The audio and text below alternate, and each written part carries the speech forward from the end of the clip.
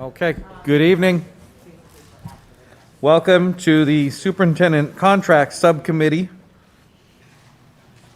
Tuesday, October 13th of 2020. I guess in baseball this would be a triple header. So the agenda for this evening's Superintendent Contract Subcommittee, presentation of the Superintendent's Plan, the evaluation form and the next steps, and then we'll have a few minutes for any other business that needs to come before this particular subcommittee. So we'll turn it over. Sure. Well, thank you. Nice to see all of you again. Thank you for having us back here. We just wanted to touch base with you. The superintendent is going to do the majority of this presentation, but he's asked for us just to review the first few slides of this PowerPoint. And you actually got this information the last time that we were here and we went over this. But it's what we wanted to draw your attention to is just sort of where we are here in the process of evaluating the superintendent. Currently, right now, we're talking about a summative evaluation for the superintendent. Based on what you'll see tonight are his goals that are part of his entry plan, and also as it relates to an evaluation of the rubric, which is actually if you look, yes, this slide right here, the superintendent's rubric, which you received a full copy of it the last time that we were here. But this outlines the 4 standards by which you'll evaluate the superintendent. Will look at the form that's been created a little bit after the superintendent talks about his evidence in the standards, and we'll share how we've sort of captured the rubric in the form for you to try to make it as easy as possible for you to capture your review of the superintendent. If you look at this slide here, the overview, just so you know of the process for the superintendent's evaluation process, it involves the introduction of the evaluation process to the school committee, an entry plan to the remote learning plan, the end of cycle summative evaluation report, and the significance of evidence from the July to August. And Mike is going to take you through sort of all of these different steps as to where we are. Then at the end, Michelle's going to talk about the next steps, and we're going to go over the form that you will all use to capture your results as you see to evaluate the superintendent. Okay? Okay.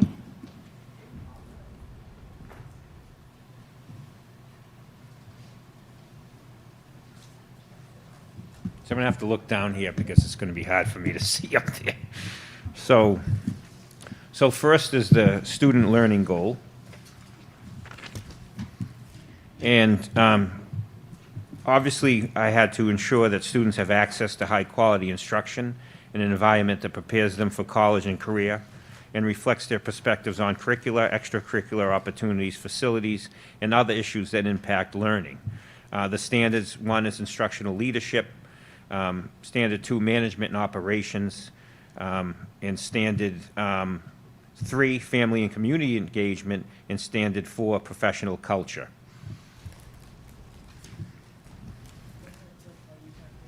Yes, perfect, thank you, because I'll forget to click. So I broke this down into 2 sections. Pre-COVID, work that we were doing before COVID hit on March 12th, and then what's ongoing, and we have to continue to do. So first was to prepare for the district review that happened in March 2020, the week of March 3rd. The Department of Education will be here next Tuesday at our meeting to present their findings of the district review.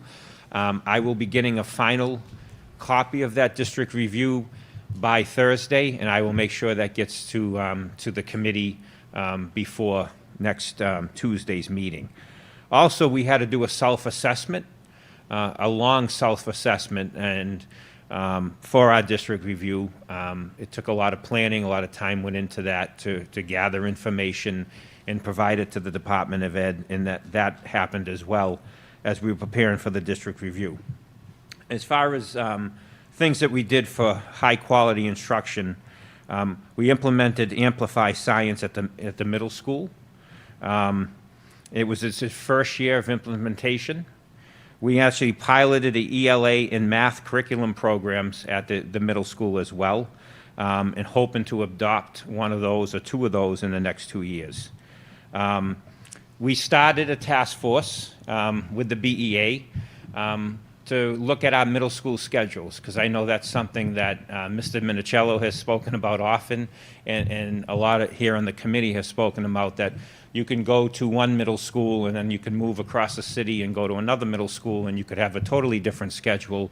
You could have more time in math class in one middle school. You could have less time in math class at another middle school. So our middle school schedules all over the place, and that was because years past, it's just the way they were scheduled, the way they were staffed, and a lot of the schedules created around the staffs that the middle schools have. So we started a task force that was meeting, and unfortunately COVID hit, and that was put aside, so we'd like to pick up on that work again.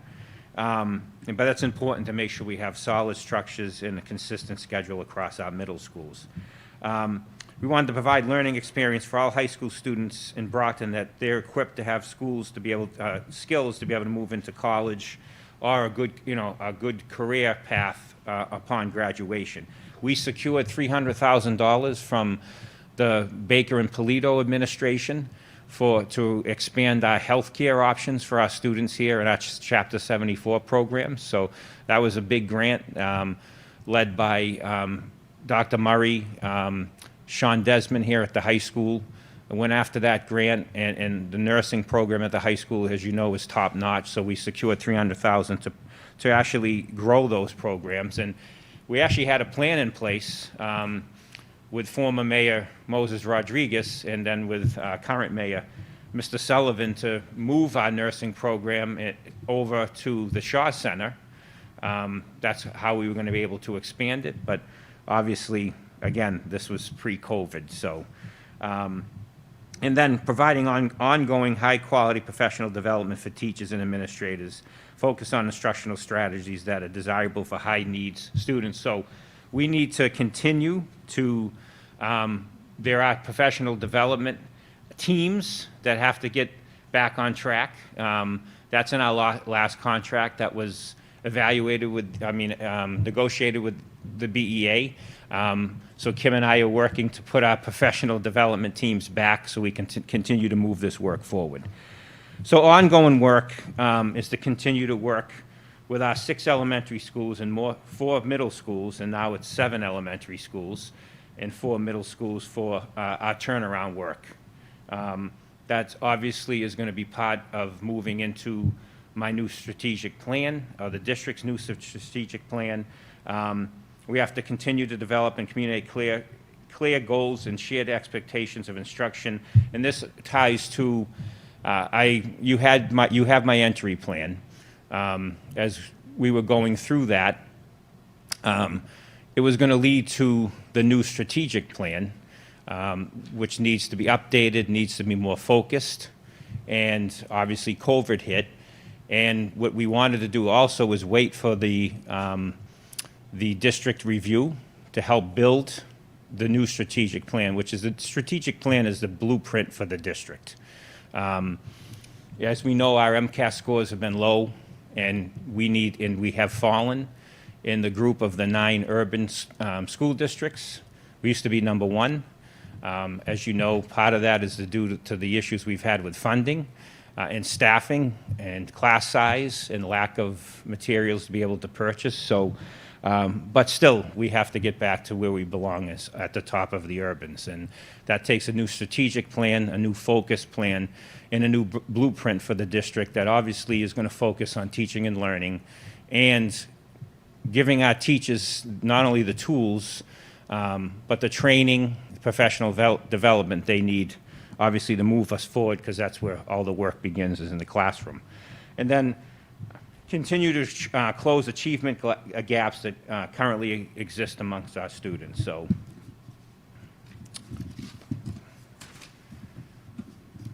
next is the, am I good? Am I in the right place? Build a collaborative professional council, professional practice goal in which all stakeholders are invested in a shared vision that prioritizes student academic success in the social emotional well-being and wellness of our students. So again, it's about instructional leadership. Standard 1, management and operations. 3, family and community engagement. And 4, professional culture. So again, work pre-COVID, and this was going to be part of the Student Opportunity Act, as you know, and you were part of this. It was the week of the district review. It was March 3rd, my birthday actually, that we voted to bring back 93, or add 93 positions back to the school district, because we were going to get about $20 million more in funding, with about $8 to $10 million that was for discretionary spending. We ended up obviously losing that, but that money, and thankfully from the school committee, they knew the importance of building the district back, making sure that we had smaller class sizes, but a big part of that was also reviewing the infrastructure of the Office of Teaching and Learning. Currently, right now, the structure we have in place, and you'll see this in the district review, does not work for a school district our size. You have June Saber McGuire, and then you have a lot of different people doing a lot of different things. And you do too many things and you put too many things on people's plates, then things get forgotten, things aren't done thoroughly. We have associate principals at the middle school level who also not only service the needs of the middle school or the alternative school, but they also serve as content leads for the major subjects in the middle school, across all middle schools. So you have for an example, you have a middle school associate at East who is also the math content lead for all middle schools. So this person has to then take their attention away from East and be kind of like the department head of math for all the middle schools. And again, that is not a structure that works, and it's just too many people doing too many different things. So we really need to look at the structure, especially for the Office of Teaching and Learning. We need to continue to provide ongoing high-quality professional development for teachers and administrators that focus on instructional strategies that are, again, for our high-need students. This is actually, some of these are doubled. Some of these are in 2 places because it fits in 2 places. And then increase instructional support at the secondary level to support teaching and learning in content areas in special education and in bilingual education. So what's ongoing is to develop and communicate clear shared expectations for instruction and provide guidance and support for teachers to meet those expectations. So what I was saying earlier about a district plan, it's a new blueprint for the district, where there should be the goals and objectives, a focused, clear understanding of what good instruction is across the district. That should be hung in every classroom. When we did the turnaround work at Brockton High School, that's what we had. I forget, maybe they're still in here somewhere, the literacy charts. We had 4 goals that we stayed focused on for the 9 years I was here at Brockton High. And what we did was focus on those 4 goals, make sure we provide teachers with the professional development to reach those goals, and we just stayed with them. And I was here for 9 years. We did it. Brockton High was celebrated as the top high school, one of the top high schools, the top urban high school, celebrated nationally as a top high school. And, you know, we need to now bring this district-wide. And a blueprint, a clear understanding of what is expected of our students, and also giving our teachers the tools and professional development they need to get our students to that level. So again, it's a clear focus and a blueprint for the district, which will be part of the strategic plan. And as far as create a unified and collaborative professional development leadership structure that provides resources needed to support the professional growth. You know, this work started with the district design team that was put in place. When I came in as superintendent, I started a district design team that's made up of administrators, Kim Gibson, members of the executive team, members, teachers, counselors, adjustment counselors, teachers from all content areas, teachers from all levels. And there's about 35 of us that made up the district design team that was working on these very things. Then we moved into COVID, and this district design team became the reopening committee, and we added principals and other people. We ended up with about 65 people as part of the reopening committee, but it started as the district design team. And again, the focus was to improve instruction, and look at our professional development plan, and start to put things in place so we can give the teachers the tools that they need, obviously, to improve learning. District Goal 1 is culture and context. Review the organizational climate and culture in the Brockton Public Schools and its impact on the instructional environment. Nevermore, I would say, in the history, is this probably the most important goal for what's gone on across the country with social injustice, what our students are suffering with. This is obviously is a top goal, that we have to make sure that we are providing a climate and culture for our students to thrive. And that's giving them the opportunities to express themselves, to talk openly about how they feel with our teachers, with our administrators. So again, this is this goal, rises right to the top. Again, as you can see, it's about instructional leadership, management, operations, family and community engagement, and professional culture. So, as we review the organizational climate and culture in the Brockton Public Schools and its impact on the instructional environment, we need to consider the following. So pre-COVID, we were strengthening and expanding our alternative pathways for all students. We also instituted the North Intervention Program that at the time was becoming very successful in its first year. It was a program that eliminated long-term out-of-school suspensions, had students go over in grades 5 to 12, go over to North, because as you know, we had space at North because we only had the 8th grade there. They went over there for 10 days, and they participated in a lot of different groups, a lot of social, emotional lessons, intensive lessons in either math, English, or both for what they needed. They went over there, they met in groups every morning. A lot of parents wanted them to stay longer than the 10 days. We were able to work with parents that allowed students to stay up to 30 days before we closed down. It took away those long-term out-of-school suspensions, put students in an environment to help them almost like catch their breath and, get the supports and wraparound services they needed to be able to then go back to their schools and be successful. And it's a program that, we worked together. It was part of the Labor Management Task Force that came up with this intervention program, and it was moving along nicely. Again, then we closed down and hoped again to reopen it when we're able to open up. Again, we have to review discipline policies and practices always, and develop a proactive plan to address disciplinary issues instead of using suspension all the time, which has been something we've been cited for, is the number of out-of-school suspensions. We need to look at that because, as we all know, for offenses that are minor offenses, or things that are not related to actually school safety or the high-level things of drugs or weapons or violence, the other things that happen, disruptive behavior, we need to find alternatives to out-of-school suspension for those kind of behaviors. We need to work with those kids, be proactive, and make sure we're able to keep them in school as much as possible.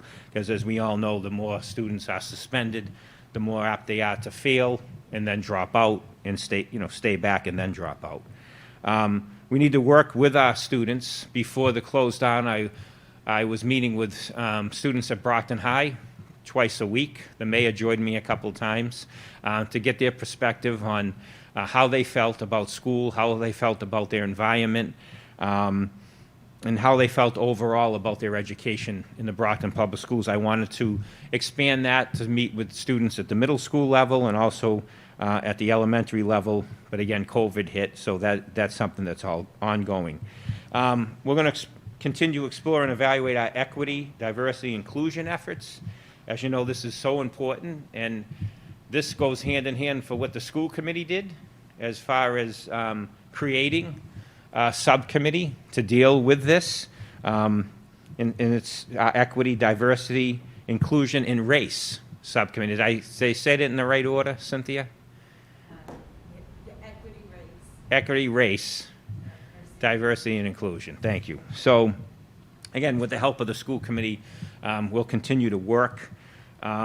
We also, going back during the close down, I took advantage of, I was reading about equity and diversity programs across the country, and Cornell came up as one of the highest rated remote online diversity program. So I put all the principals in that and the executive team members in right around after April vacation. So they did the 4-course program with Cornell, and then Kim Gibson and I worked together to make sure to have all the BEA administrators, which were associate principals, assistant principals, department heads, directors. They all took the unconscious bias course that some of you took, and they took that in June. And so they've all been through that training. Now it's my job and the job of the administration to make sure we continue to do that work, follow up on it, and do professional development that is basically related to what we learned in those courses. Continue to strengthen our community partnerships, work closely as we've done during this closing with the NAACP, Sabora, the Cape Verdean Association, the Haitian Association. We've worked effectively during this close down with our nursery schools, and they still, they're daycare centers. I don't think they call them nursery schools anymore. I'm sorry, it's showing my age. Our daycare centers. So we actually had a group of people, a group of administrators and people working with our daycare centers, knowing that they were going to have students there all day during the remote learning. So I was able to put a team of people together to work directly with them, do training with them, and I'm probably going off script a bit because this is not part of the COVID response, but I just wanted to add how important it is for us to stay connected with our community partners and how much they've done to support the Brockton Public Schools. And then I can't fail to mention the community center at North that came together of a group of parents that I met with. Some parents who I listened to over the years complain about things in the school system. I said, you know what, I'm going to bring them together when I become superintendent and have them work together on something we can do to support the community. And out of that became, the community center at North, which has now a very strong committee of those people that work together, of the parents and community members that work together to support that. It's been hard during the closing, but they have continued to do remote things with the community and offer programs for parents. So, I'm proud of the work that they have done, and we look forward to the time when we can open again. And they still now are supporting parents with making sure they're getting food, help to the grab-and-go locations. They've been doing trainings with them for technology during this close down and for remote learning. So, they have provided a great service and a great support to the families in Brockton. All right, so am I on to 2? Organizational efficiency and effectiveness, ensure organizational efficiency and effectiveness to streamline operations and support all schools. So standard 2, connected, promotes the learning and growth of all students and success of all staff by ensuring a safe, efficient, and effective learning environment, using resources to implement appropriate curriculum, staffing, and scheduling. So pre-COVID, again, it was part of the Student Opportunity Act to review the infrastructure of the Office of Teaching and Learning to make sure it was able to support all the curriculum that we are rolling out and the current curriculum that is in place, the academic programs that we have, professional development, and most importantly, evaluation. These major things, a better structure has to be put in place to make sure we're supporting the area of, obviously, curriculum, our academic programs, our instruction, our professional development, and our evaluation process. And you'll see that need when you see the district review next week. And then increase instructional support at the secondary level to support teaching and learning in the areas of special education and bilingual education. Again, continuing to find ways to be very supportive of our special ed students and our bilingual students, and finding ways to make sure we're inclusive. We continue to include them in the least restricted environment. So we got to continue to find, we do co-teaching models. We need to expand those, and we need to make sure that our programs for our special education students and bilingual education students continue to grow. And then examine the impact of increase in enrollment in the areas of bilingual and special education on schools to ensure all schools and classrooms are properly staffed. Create support structures for both students and families at critical transition points, and that's students moving from 5th grade to 6th grade and then 8th grade to 9th grade, is help with transition points, because that's where we find out where students are really having some issues, especially at the 9th grade level. I spent years at the high school on a 9th grade transition task force, and it was always a battle trying to figure out how to help 9th graders do better in school. It was from homework clubs to a handbook course and those kind of things that have to be done to help students transition.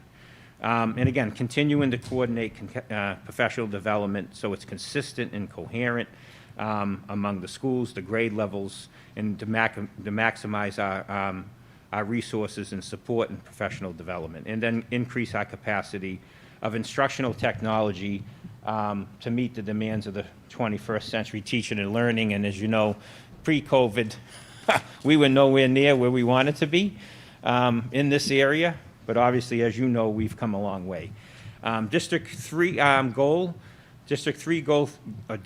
3, Operations and Finance, strengthen operations and finance effectiveness in the area of fiscal, human resources, facilities, communications, transportation, and information technology. So pre-COVID, again, looking at the current organizational structure. Basically, essential and school-based supports to determine deficiencies in the areas that directly impact teaching and learning. Roll out the capital improvement plan, the facilities capital plan. That was supported by the school committee, supported by the mayor. The city council was put in, I think it was 4 years ago now. So the capital plan is making sure our buildings are repaired and brought up to date. We achieved that with the new roof that will be coming on the Huntington School and should be coming soon. That I hope so, Mr. DiAugustino. They've dragged this out, haven't they? I know. The MSBA likes to drag things out a lot. So soon we'll have a new roof on the Huntington School. Again, part of the capital repair plan. And then with your support and the support of the mayor and the city council, we submitted the statement of interest for Brockton High School in the core program, which is obviously a full renovation.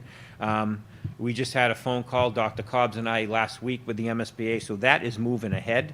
As you know, last summer, we installed air conditioners in every classroom across the district that did not have central air. So every classroom in the Brockton Public Schools has an air conditioner. Now it has an air purifier as well. So, things change quickly, but, it's quite an accomplishment because we used to have to consider closing on really hot days in June or September when some of the second floors and, at our own old junior highs, the temperatures got really hot. And we did consider closing. Now we don't have to consider that, that every classroom has an air conditioner. Also cafeterias and libraries. And then, as you know, we had a plan in place supported by the school committee, then the city council, is to buy our own buses and bring transportation in-house until COVID hit. We were going to start with, I believe, 3 large buses and 5 vans. This committee supported that 100%, followed by the mayor. We know how expensive transportation is, and we were going to start to bring that in-house. Still something we need to do, and it's ongoing. And then, which is ongoing, is we still have to develop and institute and send the Student Opportunity Act plan, the 3-year plan, to the Department of Ed. April 1st is gone, obviously, so it does not have to be in now until January. So we'll end up seeing, we'll continue to work to get that ready to go. Hopefully there'll be some of that funding this year. I'm not hopeful, but maybe there will be. And again, increased technological capabilities and opportunity result in both time and cost saving. Again, this is a lot of this we've done because of how fast we had to switch into remote learning. To continue to focus on safety and security and stay above the curve and keeping our students and staff healthy and safe. And as you just saw this past week, we were awarded over $700,000 from the federal government to support safety and security, and it was focused on helping students.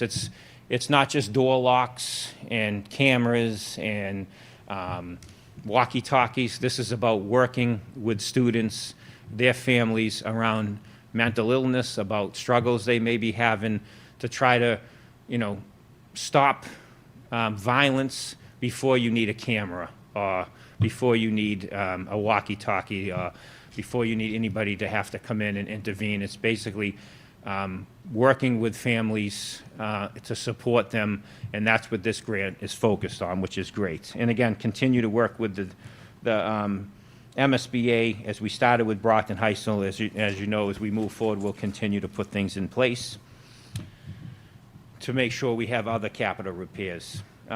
Remote learning response, first and foremost, as we said when we closed down in March, what we needed to do first and foremost was support the social and emotional well-being of our students. Ensure students and their families have access to the social, emotional supports necessary to adjust to the change in environment brought about by the onset of the global pandemic, resulting in the closure of schools. And then, obviously, what also happened around social justice, the murder of George Floyd, how much more we had to do to support our students around social emotional well-being because of COVID, and obviously around the social injustice. So we recognized what the needs were, and as you know, on March 12th we closed down. The following Monday we were up and running at 10 locations, the grab and go food program. That was up and running, and thanks to our food service staff and how hard they worked, and now they're doing that in 17 locations across the city. Changed the time that they work to support our families. We even coordinated the delivery of meals and other supplies to homebound families that could not leave, thanks to not only our employees with the Brockton Public Schools, but a lot of our community support and our community center help.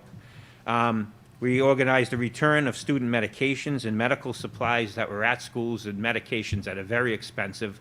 So we had to make sure it was safe to get those supplies back, those medical and medication supplies back to our families. We distributed multilingual resource guides with information about BPS resources, making sure it got out in the media and advertised to everybody in their native language. We had helplines staffed with bilingual liaisons and family engagement specialists to guide families, to help them through the BPS, the remote learning world, make sure they knew what their community resources were. We also established a helpline directly to the Chief of Student Support Services, so she could provide support as well, or get an adjustment counselor to help a family or a student. And then we had social and emotional service call center staffed with 12 adjustment counselors and 3 nurses. And thanks to the school committee that approved the extra cell phones for the district, we're able to get cell phones in the hands of every principal, and all in those 12 adjustment counselors, and the 3 nurses to make sure our families had instant support when they made a phone call. We worked to meet, again, ensure students with disabilities in sub-separate classrooms had access to enrichment activities and curriculum support through the special education department. We provided support to students and families who lost parents due to COVID. We had on-site visits, we delivery of food, supply, and provided SAC services. We did outreach to students who have exhibited a lack of engagement. Teachers continued to call them and work with them. We helped with engagement by working with the Parent Information Center, the attendance offices, and our community mentors. And I also want to say how hard, I mean, this is work that people did. This isn't the work that, I mean, I sit here and talk about this, it's because it's my evaluation. It's a little embarrassing because you know me, this is all work that other people did. So I want to be clear how hard people worked to get this done. I'm talking about it as myself because it's my evaluation, but none of this could have been done without the work of everybody, the executive team, our teachers, our administrators, the unions, the union presidents we work with, the school committee, the city council, the mayor. I mean, this is, you know, people really working hard to do all this work. And I'm sitting there, I'm like, I sound like a jerk. It's like, this wasn't me. This is the people that work in the district that do all this and what they give in with the support of the school committee. We have an equity and diversity checklist training that will guide the ongoing work in this area. We have to continue with our diversity and inclusion coursework, again, through eCornell, in the trainings we have coming up, which are going to be very important. And then the collaboration and development district messaging about support for students and educators. And we did this together with the city. We did this together with the school committee, obviously with the murder of George Floyd. We need to do a lot to support our students in our community, and we did that, and we need to continue to do that. This is ongoing, and it's included in our reopening plan, and it also will be included in our strategic plan. So, and then we have remote learning around teaching and learning. We had to ensure that students and their teachers had access to high-quality research-based instructional resources across all content areas. These resources must support a shift to remote learning brought about by the onset of the pandemic, resulting in schools closing. So, again, food in the grab-and-go location, what the teachers, what the administrators did with the Office of Teaching and Learning and the executive team, along with the content leads, the associate principals, directors, department heads, what they did to put things together to make sure we could put the enrichment activities on our website from pretty much from March to the end of the school year for a district that was not set up for online learning at all. We did not have an online program. Students did not have one-to-one devices. So what was done to make sure that was all put in place, that students had weekly enrichment academic curriculum to follow at home, you know, it was a heavy lift, and we were able to do it. It's what you can see what has been done now by teachers as we move from what was done in the spring for what's now done in since September. Again, this was done, prepared weekly materials for every grade level.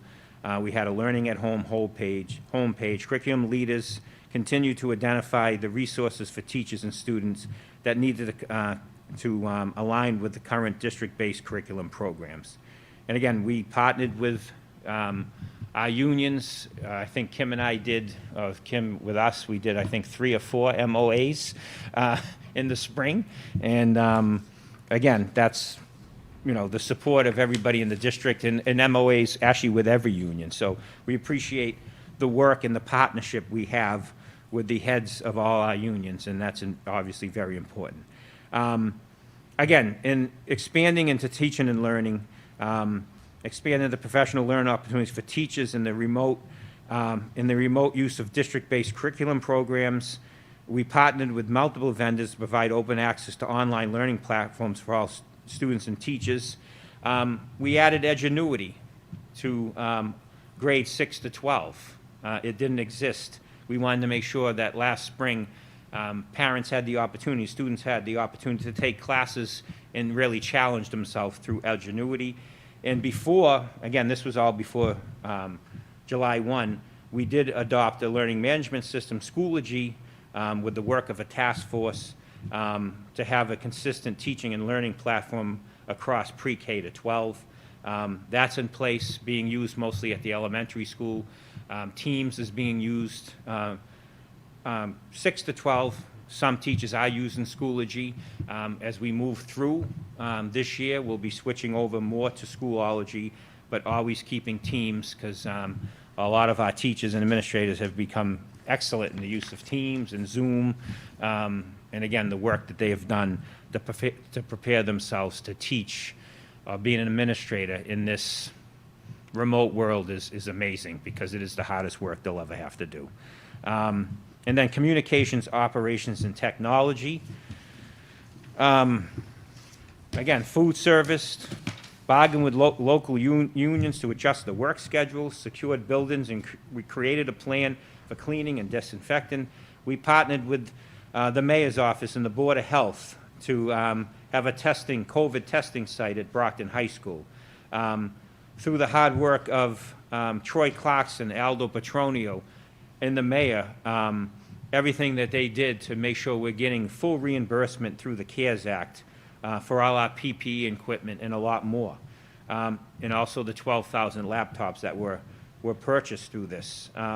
We created a support plan to help, and a help desk for both students and staff to address hardware and software issues. And then we developed a plan to make sure we got laptops to every student. Again, this is all in the remote world. So thank you, school committee, for your support. But first and foremost, and again, whatever I get for an evaluation, it is what it is. But I can do none of this work. I can't do any of this work without the work that's done by the executive team, the administrators, and the teachers, and the support staff that work in the Brockton Public Schools. They're second to none, and I appreciate, even though I sit here and I talk about, because this is my evaluation, they're the ones who do the hard work every day, not me.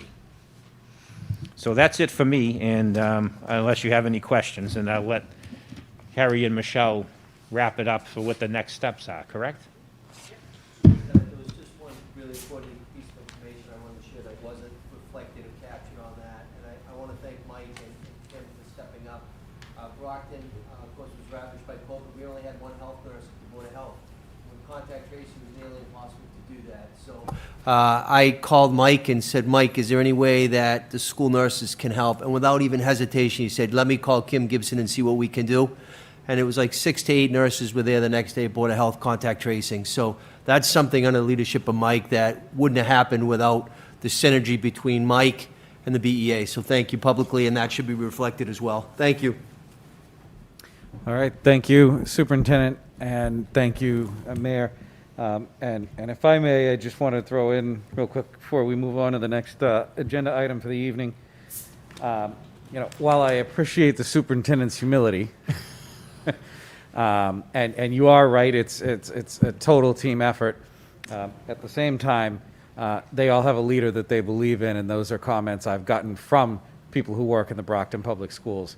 And I think having a leader that they know believes in them and that they believe in has gone a long way to also creating the environment for a lot of this stuff to be able to happen. So anyway, just 2 cents I wanted to throw in. I want to keep things moving, so. So just to wrap up this presentation, while this says next steps, there actually is, this is after tonight, after this evaluation process. So what you just saw was the superintendent's recap of basically his first year as superintendent. So that was the 2019-2020 evaluation. The next phase is going to have to begin real soon. So those next step for the next cycle of his evaluation would begin with the presentation of the district review. All right, so we're kind of, right now we're at the in-between, so you're going to evaluate him on his performance from 2019-2020.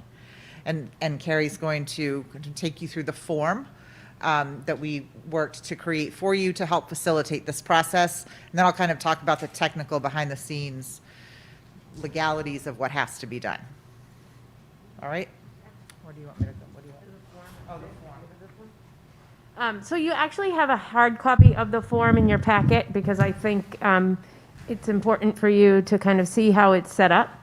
It's a Microsoft form, so what it's going to require is that we share a link with you. It's preferable that you use your Brockton Public Schools email address. I'm not sure if you all do that on a regular basis, but it is preferred because it is a Microsoft product. So it's the information getting to the person who's keeping that, calculating the data, so to speak. It's better if it all comes from similar email addresses. With that said, the form that we've created, it actually outlines the goals that are there, that actually Mike just shared with you, and then also the ratings for those goals. If you look at the form, we're going to try to pull it up for you if possible. If not, you can use the hard copy that you should have in your packet. One of the things that's going to happen is Mr. DiAgostino is going to just forward you the link to that form. You will answer the questions. It's very easily laid out for you, providing both your input on the goals, but also then ratings. And it gives you each a text box to enter as many or write as much as you'd like to write about that. And then that information would all go to Mr. DiAgostino, and he would compile those ratings and those findings. And then you would all, as a group, get together and look at those and share, as Mr. Minicello talked about the last time, how that then equates to the overall kind of package and way in which you address it with the superintendent. So I think the form is very easy for you to complete. I am absolutely here to provide you any technical support that you might need regarding that, but we tried to design it so that it was very, very easily operated by anyone, end user, and then we would compile and help Mr. DiAgostino to compile those ratings. Are there any questions that you have for us on the form or any of the information that we talked about tonight? We can try to answer those questions.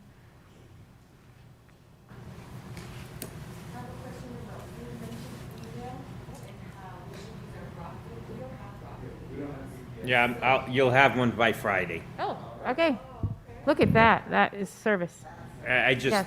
it should, we were supposed to do it, we Right. talked about this, we were We supposed to. were going to do this a while ago, and Sarah was working on an email policy to include the school committee members, and then everything became about COVID and MOUs and, Yeah. you know, all the other stuff that unfortunately had to take a front seat to everything else, but, so if you Yeah, can. I'll talk, and I'll sure we talk get to those. Sarah in the morning to make sure that she'll email to you, Mr. DiAgostino, just she has a template policy. Perfect.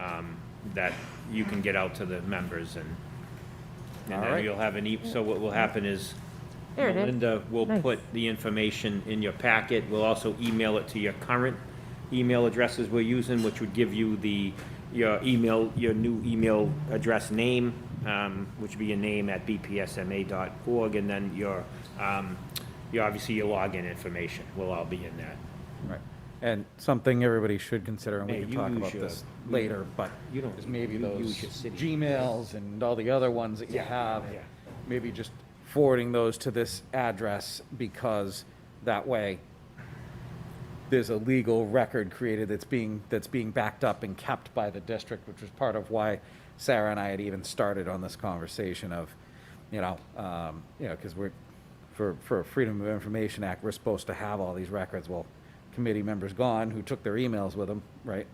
So anyway, all right, great. We can talk about that part more, but I certainly don't want to cause the problem to be cumbersome, so if there's another workaround or another way that we need to do that in order to Yeah, we should- expedite that, that's fine. We should have everything by Friday up and running. Okay, and this I is had the, one more question, I think. oh, sorry, go ahead. I don't know if this is more of a Mark question though, so by this Friday, we get the data information to be able to give our reasoning the way we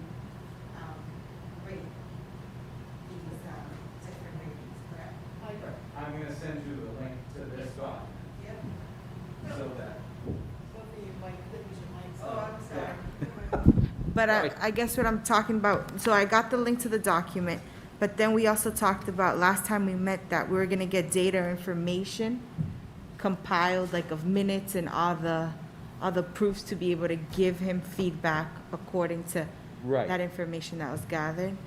Are we gonna have that by We Friday? had talked about being able to link to that stuff. Were we able to do the link? We did talk about that here, but then that's a very cumbersome task to do, so we felt that we'd leave it almost the way Kathy did. I know Joyce had mentioned a thumb drive, and then when we worked with the superintendent on putting this together, the slides that you saw are basically, those are the evidence pieces. If you wanted to see the artifacts that prove it. We'd get you- The I could get you superintendent all. mentioned, So for whatever example, artifact you need, the we can- self-assessment we did for the district review. That would be an artifact that shows the work that went into that bullet of evidence. Then you'd have like the minutes for the district design team. So all the bullets you see under the presentation is artifacts for each one. Okay, Just let us, you can just email Melinda which ones you need and we'll get them to you. like if I needed more information. Absolutely. Yes, Yeah. absolutely. All We right. felt that would be easier than inundating you with even a thumb drive of everything that you then had to look through. Like, I don't know what's connected to what. You'd feel the pain of the evaluators when we were looking at evidence, like, I don't know what this is tied to. So that way you can give more targeted, like, can you give me more information on this bullet You might and this want the bullet? equity and diversity checklist or Right. with, the SOA for Brockton High School, for an example. That's all there. Okay, thanks. All right, so just the kind of the legal bits about, oh, Carrie, I'm sorry, did you want to go ahead and?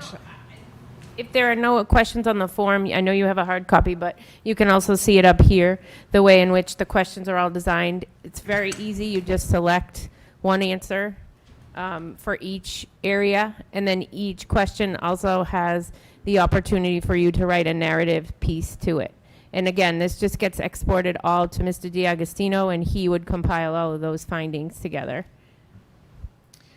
I'm going to be a busy guy. Yeah, it comes in a nice Excel spreadsheet, so you can just click wrap text and it makes it prettier. But again, as Carrie mentioned, if you need any support with any of that, we worked with Tom in the past on putting that data together. We're happy to help.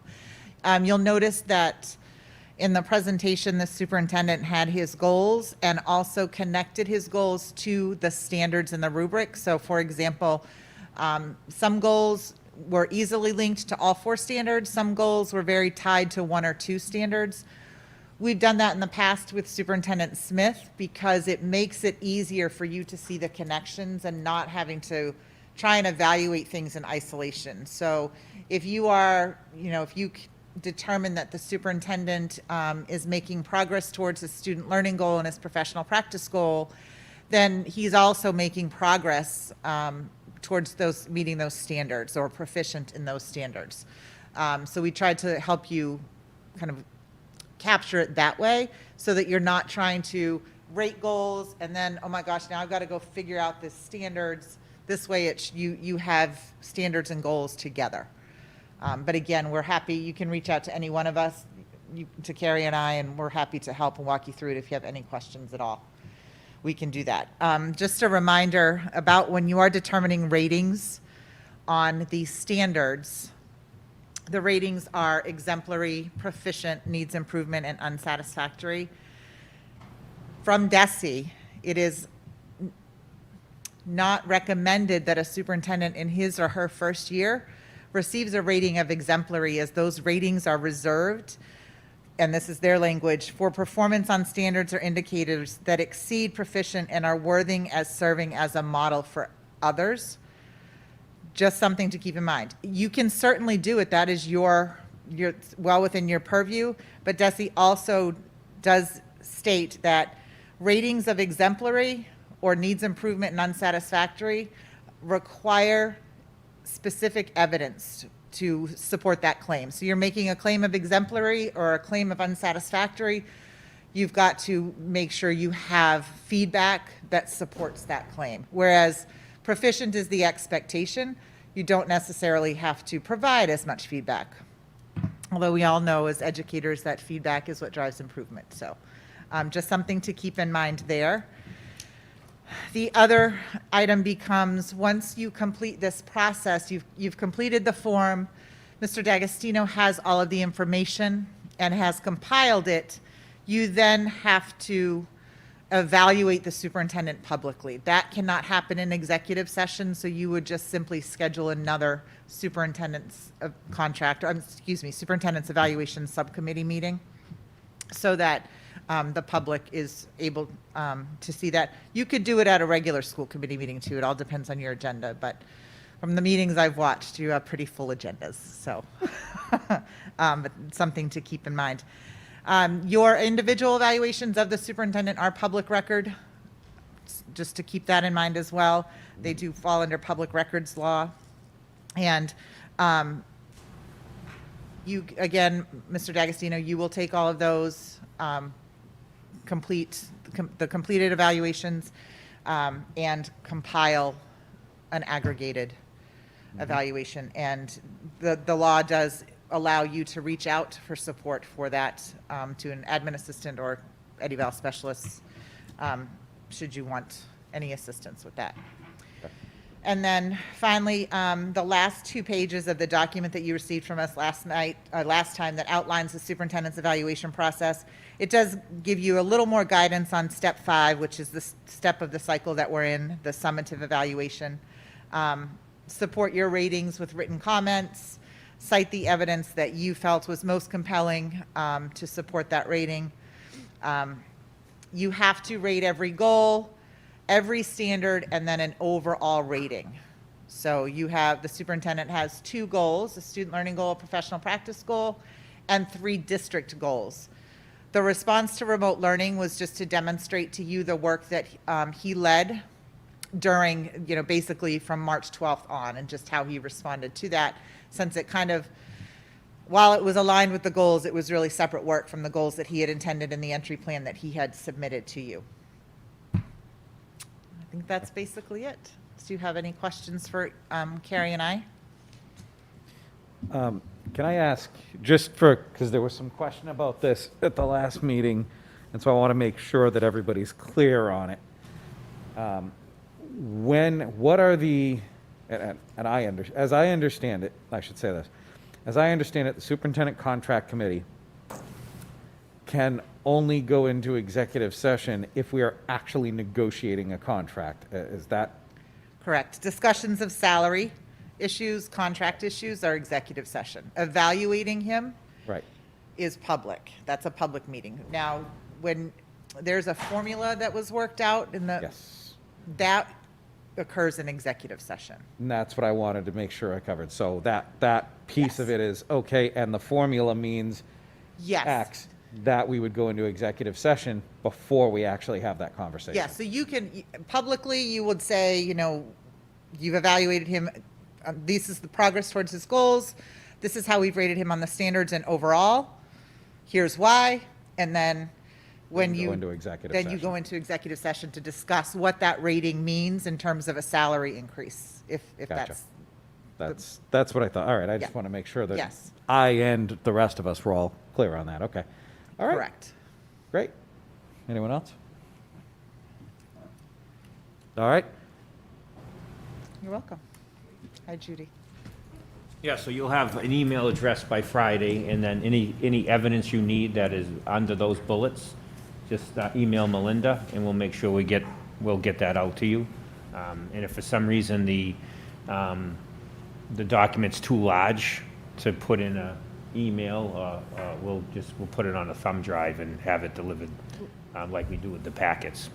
Yeah, and I think, this is fine for now. In the future, we can work on, the evidence piece. I know, I'd hoped that the link thing was a great idea. It didn't quite work out at this point, and in the past with the thumb drives, then you get one person's computer doesn't have the right version of whatever they're trying to open it on, or, so we had all these technology issues because everybody's at home doing it on their own computer.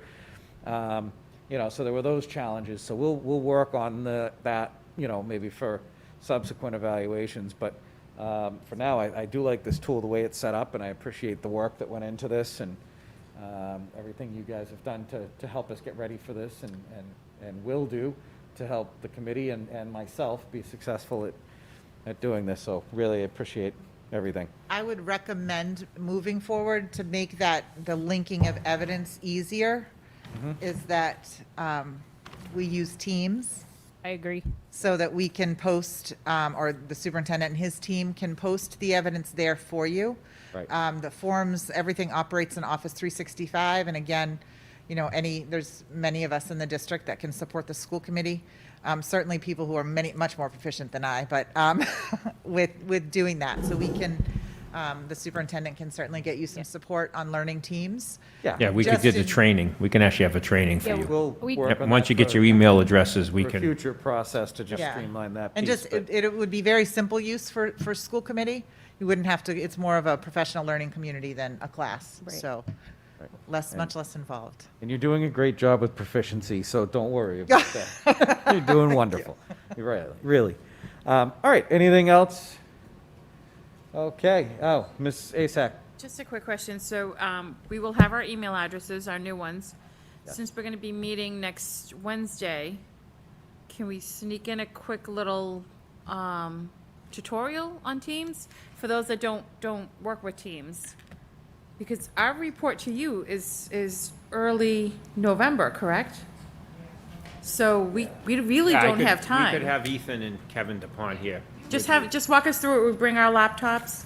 Walk us You through don't it. need, yeah, You need that As yet? far as what we're thinking of, what I'm thinking about in terms of, for this one, you don't need to. Yeah, this one, we don't need Teams.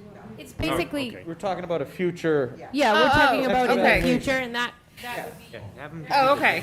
yeah, All this right. evaluation doesn't need Teams. No, plenty Okay. of Oh, time for perfect. that. I thought they were This using it evaluation- for this We have one. plenty of time. I Okay. was just thinking ahead. I apologize. Talk about As we confusing start me. to prepare for the next Mrs. cycle, Scott, which you is can gonna train come him. up soon, Right. we can start to get that train in him in place, Teams, but right? that would be more. Okay. for- Great, let's get Yeah. restarted. Perfect. Yeah, that's fine.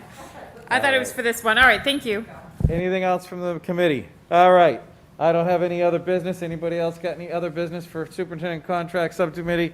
Is there a motion to adjourn? Motion to adjourn. Second, anybody? All right, we have a motion properly seconded. All in favor? We're adjourned. Thank you for your time this evening.